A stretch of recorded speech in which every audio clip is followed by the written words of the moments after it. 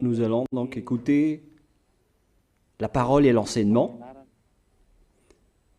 Nous sommes à l'enseignement numéro 23 pour aujourd'hui, concernant le sujet qui parle de celui qui ose dire qu'il est Dieu. Il a remplacé le bouc, le bélier et le taureau, qui étaient destinés pour l'expiation des péchés des enfants d'Israël, selon Lévitique 16. Dans Lévitique 16, nous voyons donc les béliers, les boucs et les taureaux pour l'expiation des péchés des enfants d'Israël, une fois chaque année. Et c'est ce schéma que nous allons vous enseigner en ce moment. En fait, j'ai déjà donné cet enseignement, mais je le rappelle aujourd'hui. Cette situation contredit directement la parole du Père Yahva, le Dieu d'Abraham, selon Deutéronome 4.2. Ne rajoutez rien et ne retranchez rien aux paroles. C'est dans Deutéronome 4.2 et aussi dans Deutéronome chapitre 13, à partir du verset 1, ou Deutéronome 12, 32. Nous allons donc lire maintenant Deutéronome 12, 32, car nous avons déjà vu autrefois le Deutéronome 4.2. Donc dans Deutéronome 12, 32, vous observerez et vous mettrez en pratique toutes les choses que je vous ordonne. Vous n'y ajouterez rien et vous n'en retrancherez rien. Voilà donc dans le Deutéronome 12, 32. Et dans Deutéronome 4.2, je vais répéter, Deutéronome 4.2, vous n'ajouterez rien à ce que je vous prescris et vous n'en retrancherez rien, mais vous observerez les commandements de Yahva, votre Dieu, tels que je vous les prescris. Cette parole précise bien alors que il ne faut pas rajouter ni retrancher les paroles que je vous ai données. De quelles paroles parle-t-on? Nous allons lire Lévitique chapitre 16 pour voir quelles sont les lois d'expiation des péchés pour les enfants d'Israël. Les voilà.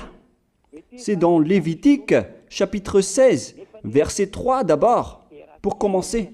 Voilà donc ce qu'on ne doit pas changer, alors que nous avons tous su, nous avons tous vu qu'ils les ont remplacés par Jésus ou Jesus. Ce n'est pas une diffamation, nous le voyons tous.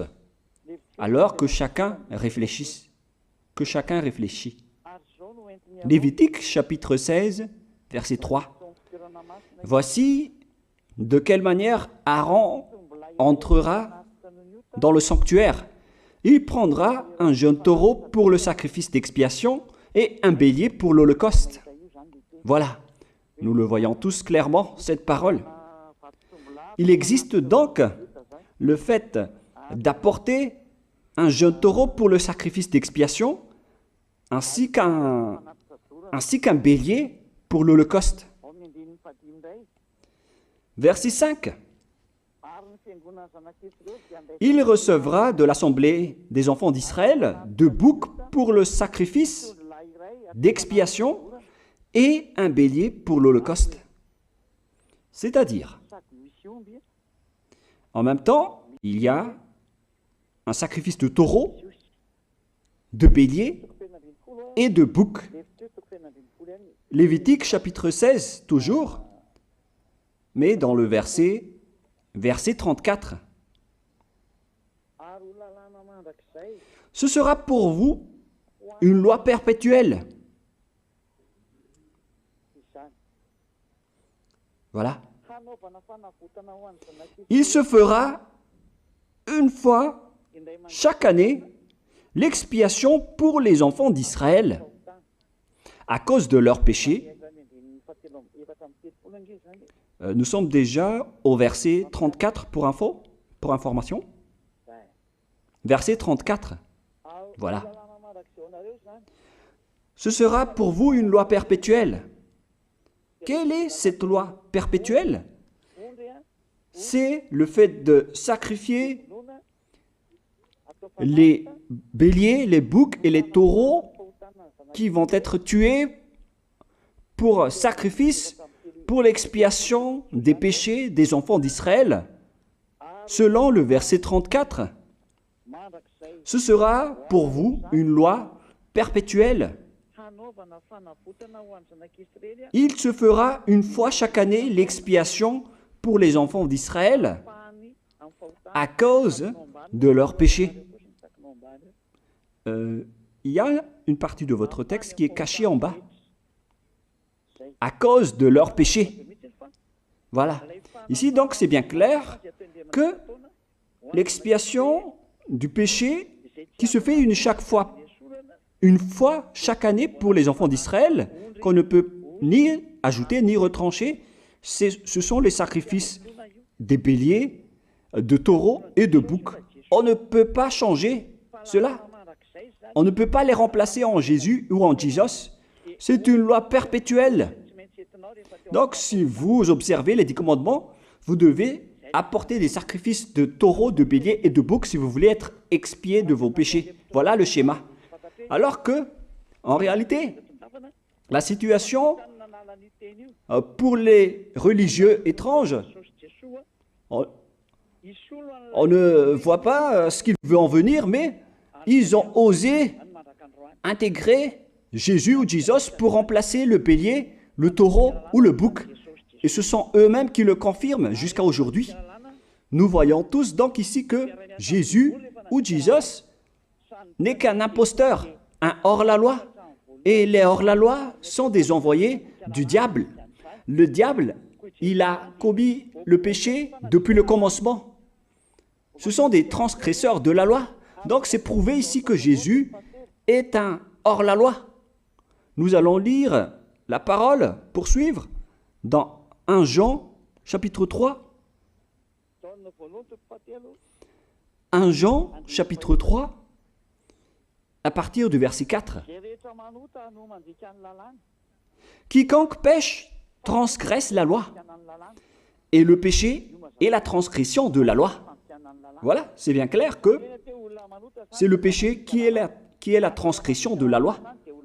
Un pécheur, donc, c'est un transgresseur de la loi. Et un hors-la-loi, c'est un pécheur.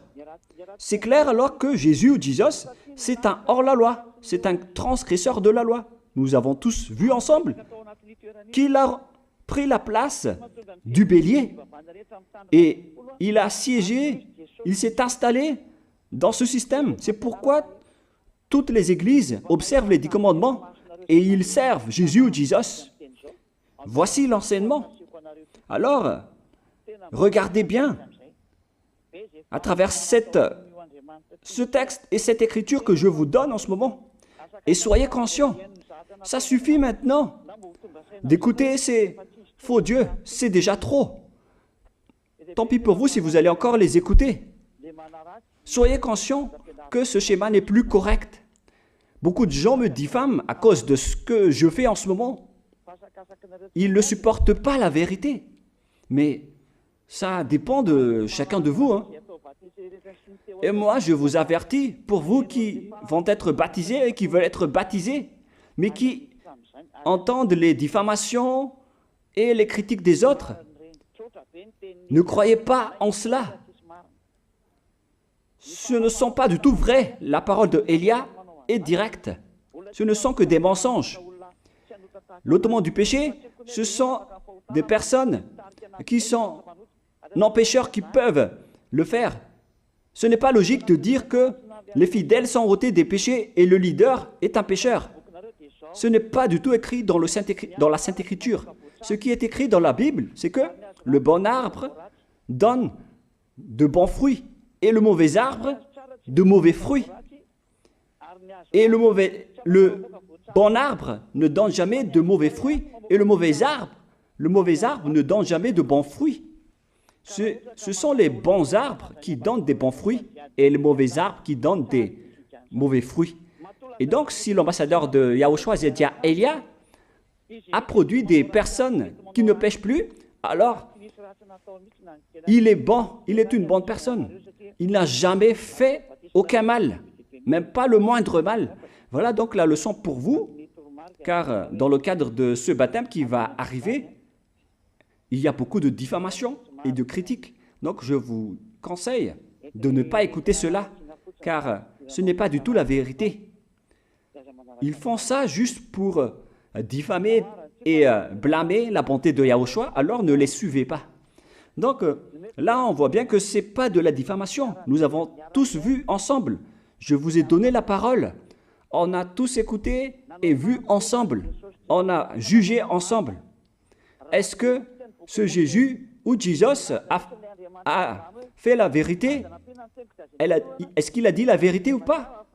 Si nous avons vu le livre de Moshe, venant du Dieu d'Abraham, qui a dit « Ne rajoutez pas et ne retranchez pas à ma parole ».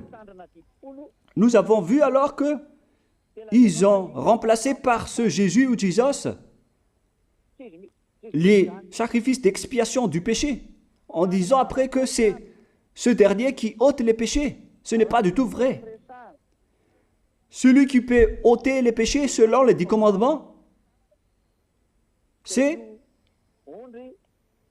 le bélier, ou bien le taureau, ainsi que le bouc. Ce sont ces bêtes qui peuvent ôter les péchés. Quelle est alors la raison pour laquelle les religieux sont entrés dans ce mauvais schéma? Car c'est vraiment un schéma qui transgresse la loi. Car ils ont contré bêtement le livre du Lévitique chapitre 16. Ils l'ont contré bêtement, directement. Et après, ils ont remplacé par leur faux Dieu. Un faux Dieu car c'est directement un hors-la-loi. Il a contredit le Dieu d'Abraham. Nous voyons la preuve ici qu'il a contredit vraiment le Dieu d'Abraham, qu'on appelle par le nom de Yahava et Yahushua son fils. Car ce Dieu d'Abraham, il a bien dit qu'il ne faut ni ajouter ni retrancher à ses paroles. Il faut les observer car ce sont les commandements de Yahva, ton Dieu. Et ces lois qu'on ne doit pas rajouter ni retrancher veut dire qu'il ne faut pas toucher au Lévitique chapitre 16, car c'est ce livre qui ôte les péchés. Alors que nous voyons tous que personne ne le pratique plus. Si les 10 commandements, si les prêtres et les pasteurs pratiquent bien les 10 commandements, alors ils doivent faire le sacrifice de bélier et de taureau et de bouc pour l'expiation de leurs péchés. Alors que nous voyons tous que personne ne le fait plus. Alors qu'en même temps, ils observent les 10 commandements. C'est donc de la transgression de la loi. Et en plus, ils ont enlevé le Lévitique 16 en le remplaçant par Jésus ou Jesus. C'est-à-dire qu'ils ont contredit la parole du vrai Dieu, le Dieu d'Abraham.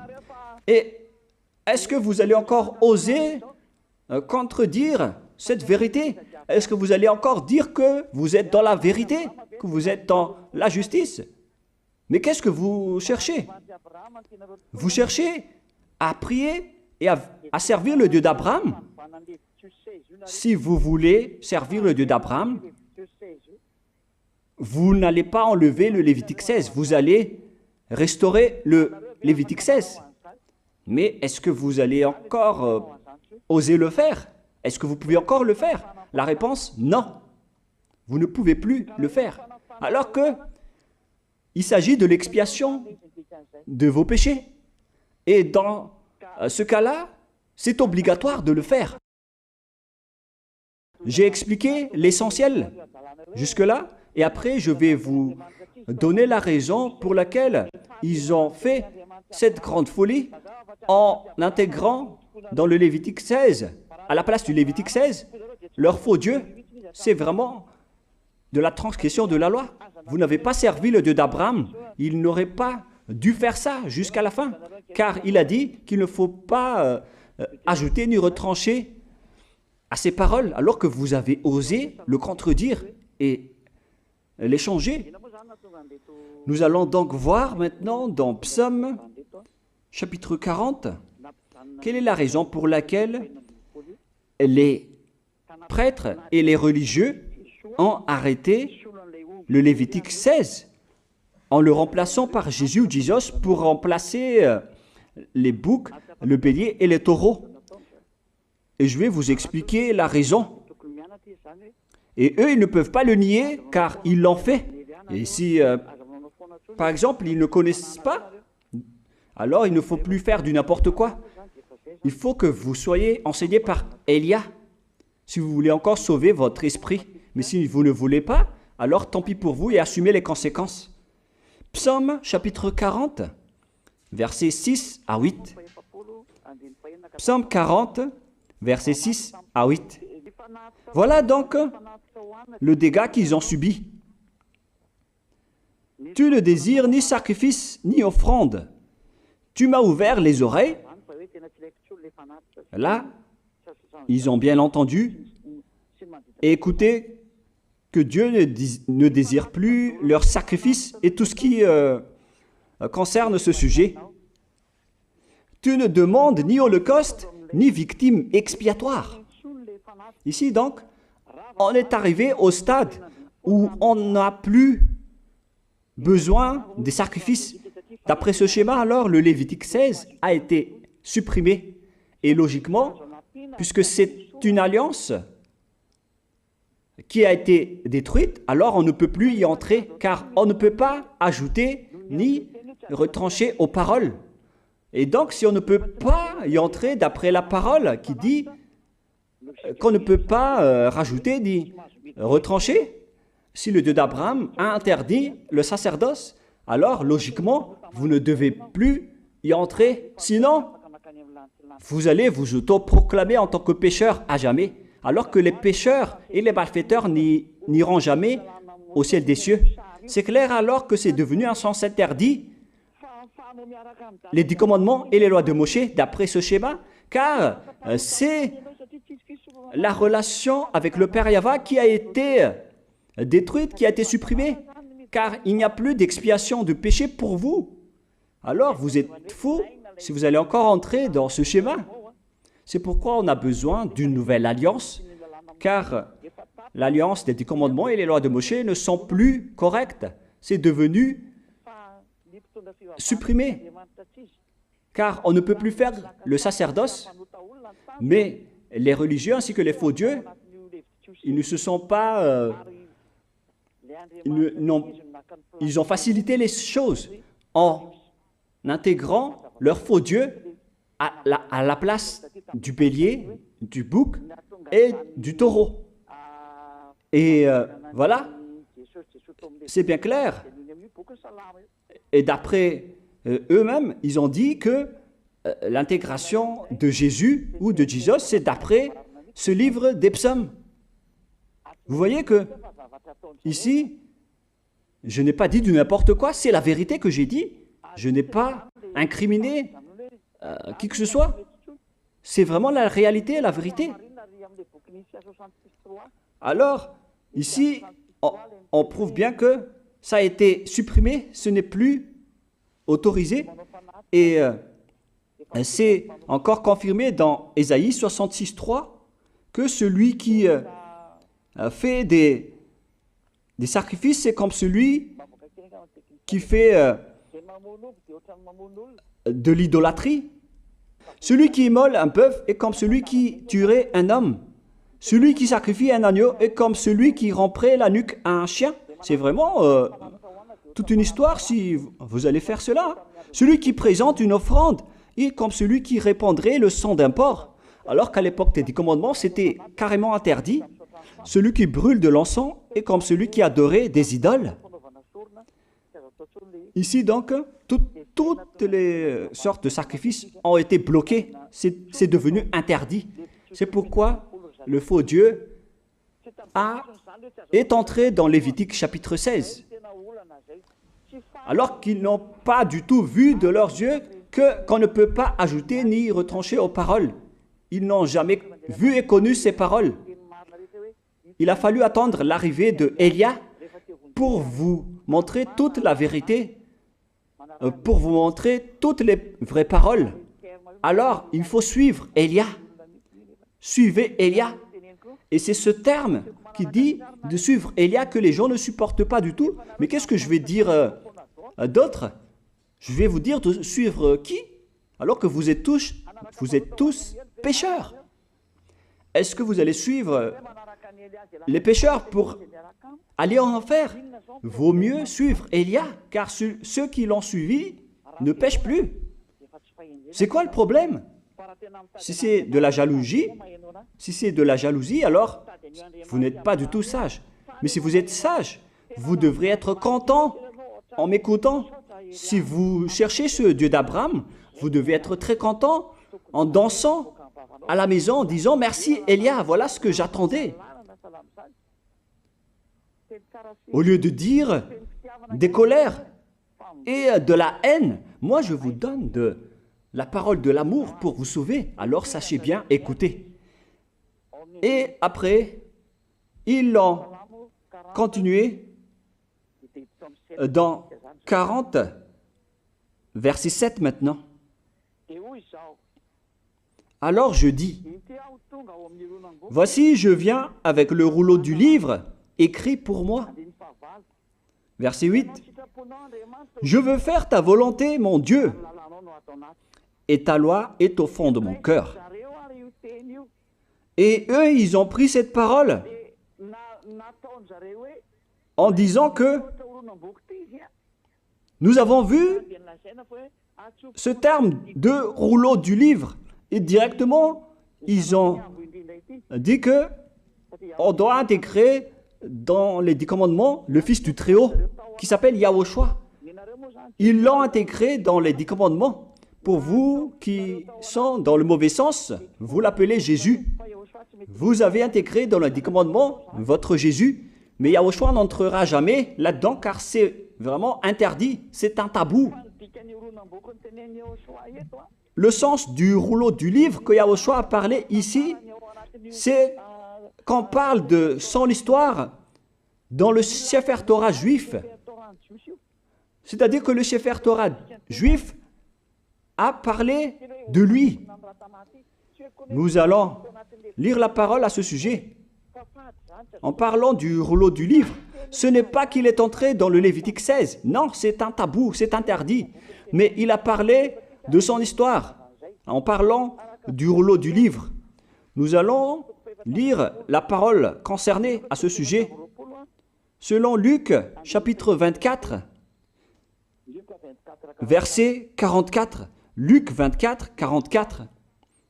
Puis il leur dit, « C'est là ce que je vous disais lorsque j'étais encore avec vous, qu'il fallait que s'accomplisse tout ce qui est écrit de moi dans la loi de Moïse, dans les prophètes et dans les psaumes. »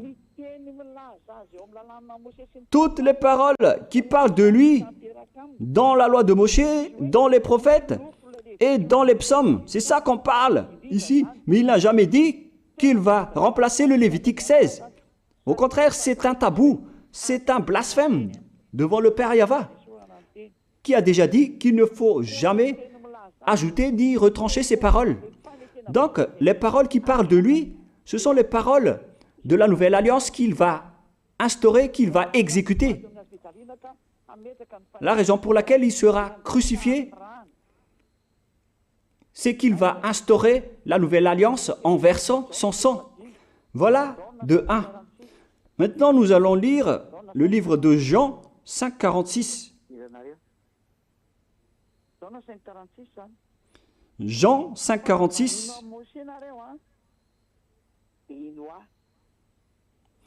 Alors, car si vous croyez en Moshe, vous me croiriez aussi, parce qu'il a écrit de moi. Il a écrit à propos de Yahushua. C'est pourquoi on parle du rouleau de livres qui a écrit pour lui. Et Moshe aussi a participé à son histoire en parlant de lui. Mais ce n'est pas que on a supprimé le Lévitique 16 en remplaçant par le fils du Très-Haut. Non, ce n'est pas du tout cela. Il y a beaucoup de paroles qui a parlé de lui depuis les lois de Moshe, depuis les prophètes et depuis les psaumes. C'est pour ça qu'on parle du rouleau du livre qui a écrit à propos de lui. Mais ce n'est pas que vous allez supprimer le Lévitique 16 en le remplaçant par le fils du Très-Haut. C'est vraiment une abomination de votre part. Je vous ai donné maintenant l'explication. Il ne faut pas rajouter ni retrancher aux lois de Moshe. C'est une alliance en bonne forme qu'on ne peut pas toucher ni enlever. C'est dans Galates 3,15. Galates 3,15. Une disposition en bonne forme ne doit pas être changée ou transformée.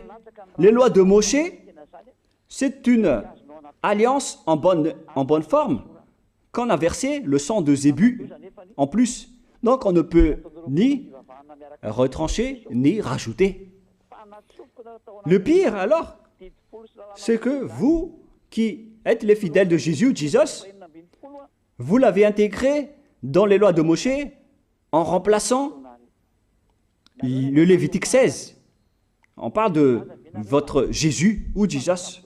Je vous pose la question, est-ce que vous oserez dire que vous n'êtes pas pécheur à ce sujet?